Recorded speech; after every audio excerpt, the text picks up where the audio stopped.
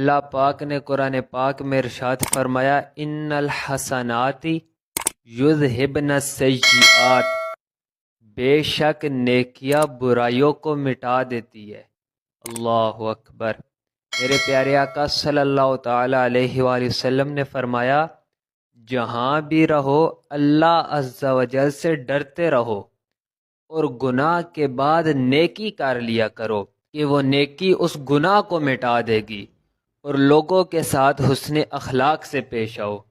اور ایک اور جگہ میرے نبی پاک صلی اللہ تعالی علیہ وآلہ وسلم نے ارشاد فرمایا بے شک گناہ کے بعد نیکی کرنے والے کی مثال اس شخص کی طرح ہے جس کی تانگ زرہ نے اس کا گلا گونٹ دیا ہو، پھر وہ نیک عمل کرے تو اس زرہ کا ایک حلقہ کھل جائے، پھر جب وہ دوسری نیکی کرے تو اس کا دوسرا حلقہ بھی کھل جائے، یہاں تک کہ وہ زرہ زمین پر گر جائے۔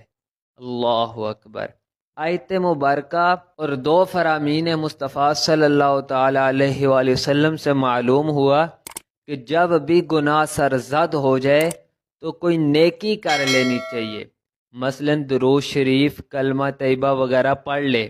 حضرت سیدنا ابو ذر غفاری رضی اللہ تعالیٰ عنہ فرماتے ہیں مجھے نصیحت کرتے ہوئے سلطان دو جہاں مدینے کے سلطان صلی اللہ تعالی علیہ وآلہ وسلم نے ارشاد فرمایا جب بھی تجھ سے کوئی برا عمل سرزد ہو جائے تو اس کے بعد کوئی نیک کام کر لے کہ یہ نیکی اس برائی کو مٹا دے گی۔